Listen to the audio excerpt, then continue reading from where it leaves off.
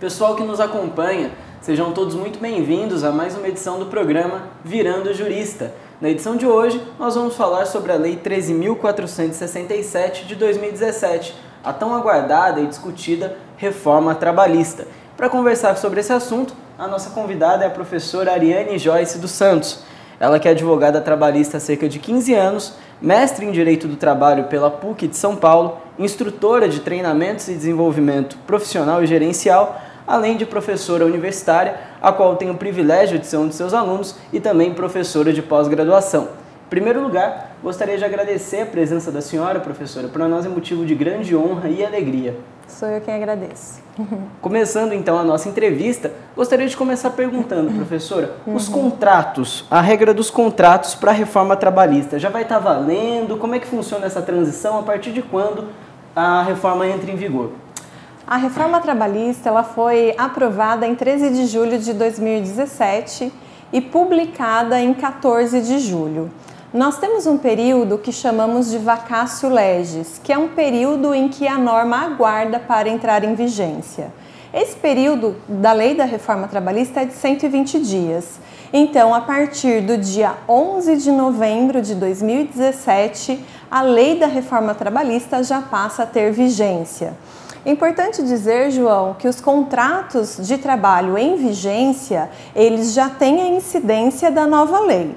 Então, a regra é a seguinte: para os atos praticados antes de 11 de novembro, nós aplicamos a lei antiga. E para os atos praticados após 11 de novembro, então já aplicamos a lei 13.467 de 2017, ainda que o contrato seja único e continue em vigência. Bem, muito obrigado pelas colocações, professor. Agora, com relação ao parcelamento de férias, houve alguma alteração? Como é que vai funcionar a questão das férias a partir da reforma trabalhista? Sim, a reforma trabalhista, ela veio, na verdade, regulamentar o que muitas vezes já acontecia na prática. Em alguns pontos, ela teve essa finalidade. Em relação às férias, aconteceu exatamente isso. Nós sabemos que na prática já existiam os parcelamentos das férias, ainda que a legislação não permitisse esse fracionamento. Então, como que era antes? As férias, elas não poderiam ser fracionadas. O empregado, ele tinha que tirar os 30 dias corridos. A legislação, ela possibilitava o parcelamento em 2 períodos em casos excepcionais.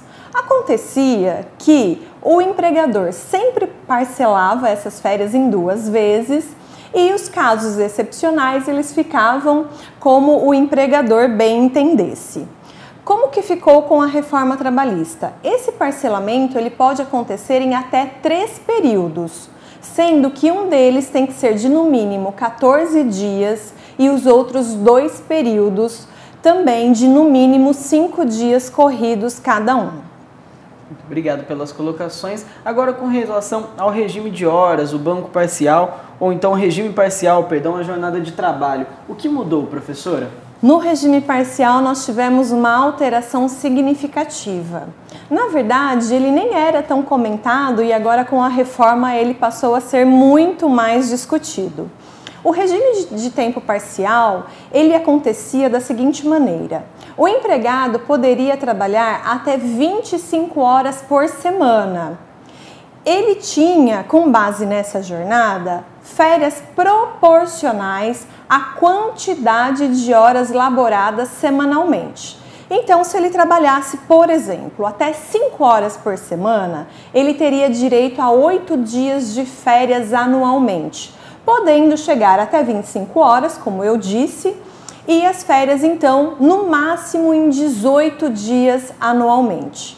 Com a reforma trabalhista, foi alterada tanto a questão da quantidade de horas semanais de trabalho no regime de tempo parcial, assim como a quantidade de dias de férias. Ou seja, o empregado agora, ele pode trabalhar até 30 horas por semana sem a possibilidade de se realizar horas extras. Ou então, até 26 horas por semana, com a possibilidade de se realizar mais 6 horas extras semanais. Importante dizer que até 30 horas ou até 26 horas com a possibilidade de horas extras. Ou seja, se o empregador estabelecer uma jornada inferior a 26 horas, até 15 horas por semana, por exemplo, a partir da 16ª hora, já estaremos computando as horas extras, também no limite máximo de 6 horas. Em relação às férias, agora o artigo 130A, que era aquela questão das férias proporcionais, o artigo ele foi então revogado. Ou seja, o trabalhador no regime de tempo parcial, ele também tem direito a 30 dias de férias, assim como todo e outro qualquer empregado. Ele entrou na regra geral. Obviamente que essa quantidade de 30 dias, ela poderá ser reduzida de acordo com as faltas injustificadas do empregado, que também tem uma regrinha lá na CLT, que isso também não foi alterado.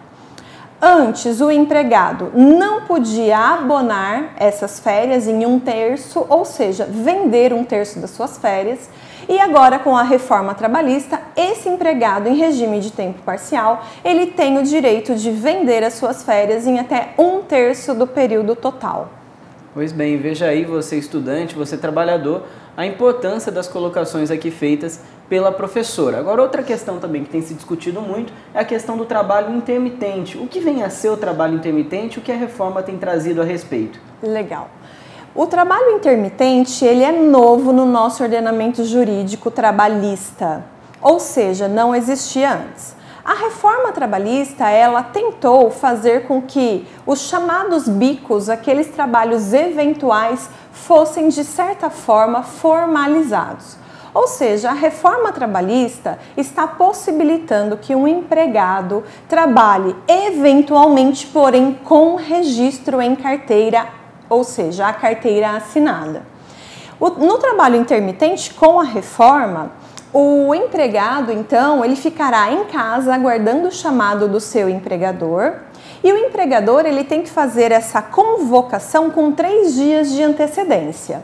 Então, se o empregador convocar o empregado na segunda-feira para trabalhar na quinta-feira, o empregado tem até 1 dia útil para poder dizer se vai ou se não vai realizar aquele trabalho.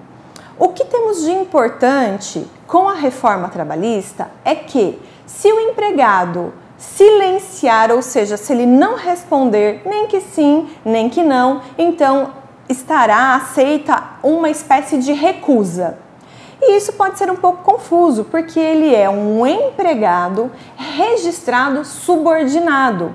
Mas a própria legislação diz que a recusa ou o silêncio, nesse caso, não faz com que não torna o empregado insubordinado. Ele tem esse direito de rejeitar o trabalho. Muito bem, mas o empregado, então, ele resolveu trabalhar. Se ele comparecer, ele vai trabalhar apenas as horas estipuladas pelo empregador, que sejam 5 horas num exemplo. Agora, se ele disser que vai e não comparecer, pela reforma trabalhista, ele paga uma multa de 50% do valor que ele teria direito se trabalhando estivesse.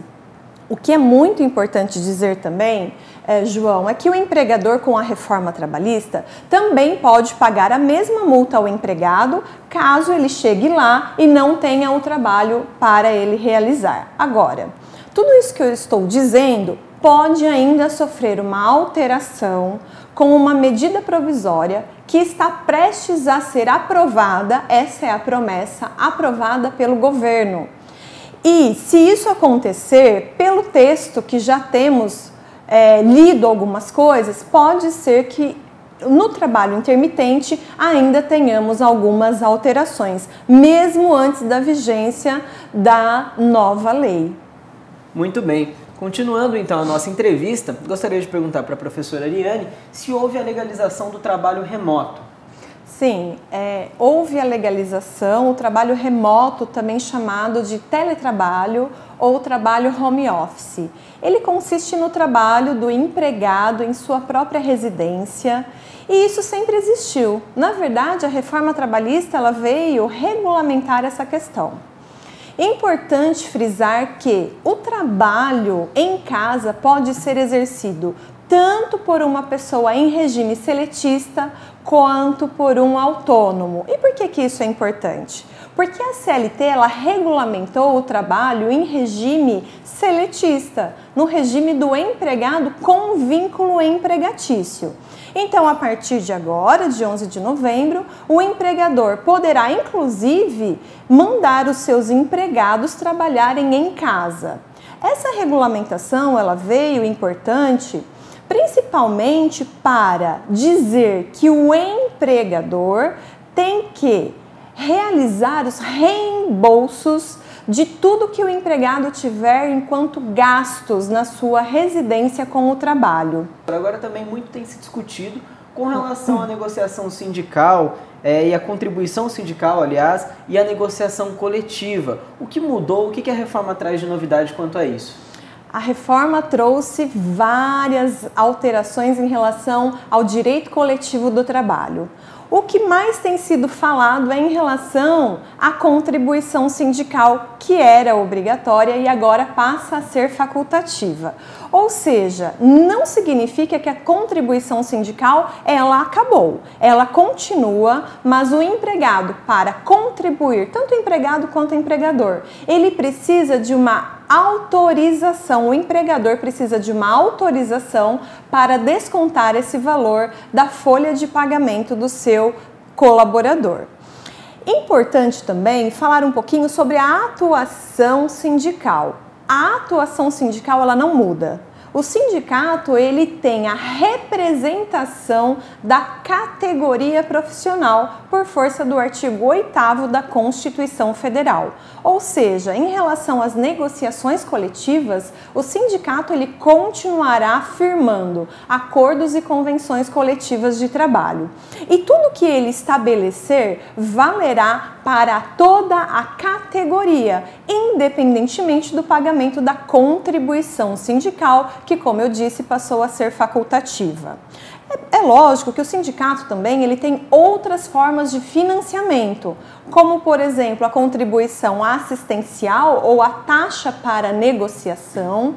O sindicato ainda tem as mensalidades que ele pode cobrar de seus associados e temos ainda a contribuição confederativa, que também é cobrada dos associados do sindicato.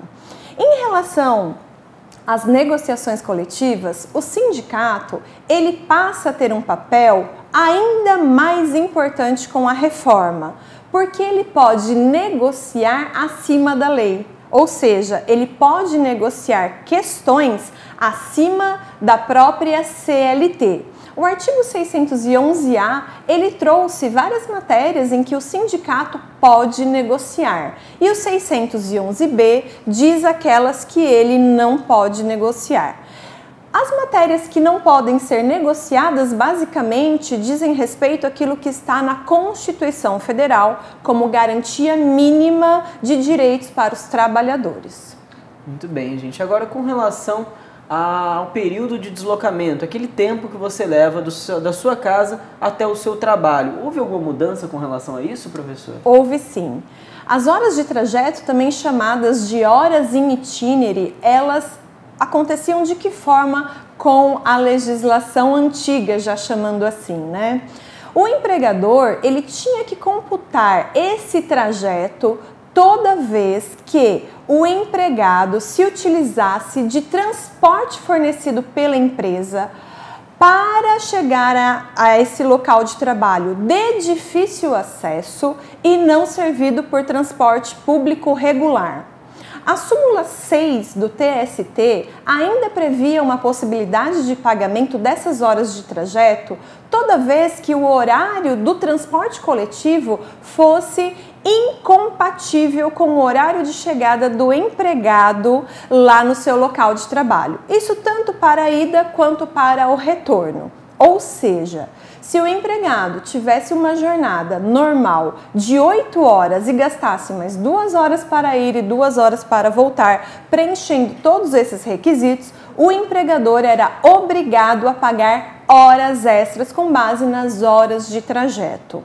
A reforma trabalhista, ela veio alterar o artigo 58 da CLT para dizer que, a partir de então, O empregado que se utilize de qualquer meio de transporte não terá essas horas de trajeto computadas na sua jornada de trabalho, ou seja, nesse ponto houve uma supressão de direitos. O que muito a gente tem ouvido é que essa norma ela veio estimular para que os empregadores pudessem então passar a fornecer mais transportes para os seus trabalhadores, sem correr o risco de poder então pagar essas horas extras de trajeto. Então fica aí registrado a importância dessas informações que a professora tem colocado. E agora nós estamos indo para o fim da nossa entrevista, temos a pergunta do acadêmico, uma questão processual levantada pelo estudante Caio Nunes, ele é da Universidade do Vale do Paraíba, Univap, e ele pergunta o seguinte: com relação à gratuidade da justiça, houve alguma alteração? Houve sim. Em relação à gratuidade da justiça, antes o empregado ele tinha que comprovar não poder custear as despesas do processo, por ser pobre na acepção jurídica do termo. Ou seja, ele tinha que perceber até o dobro do mínimo legal. A reforma trabalhista veio dizer que agora esse pobre na acepção jurídica é aquele que recebe até 40% do valor do teto da Previdência. Porém, algumas questões ligadas a isso, como pagamento de honorários sucumbenciais ou honorários periciais, estão sendo objeto de uma ADIM ajuizada pela Procuradoria-Geral da República, Ministério Público Federal, e ainda também teremos muitas outras questões a serem discutidas com base na gratuidade da justiça. Veja só, gente, fica então as informações aí com relação à reforma trabalhista. Tenho certeza que aqui tudo que foi colocado é de suma importância aí para o seu desenvolvimento profissional e também para você, trabalhador, ter ciência de tudo que está acontecendo. Mais uma vez, gostaria de agradecer imensamente a participação da senhora, professora e advogada Ariane Joyce dos Santos. Mais informações vocês têm aqui na descrição do vídeo. Não esqueça de deixar o seu like, se inscreva no canal e até a próxima!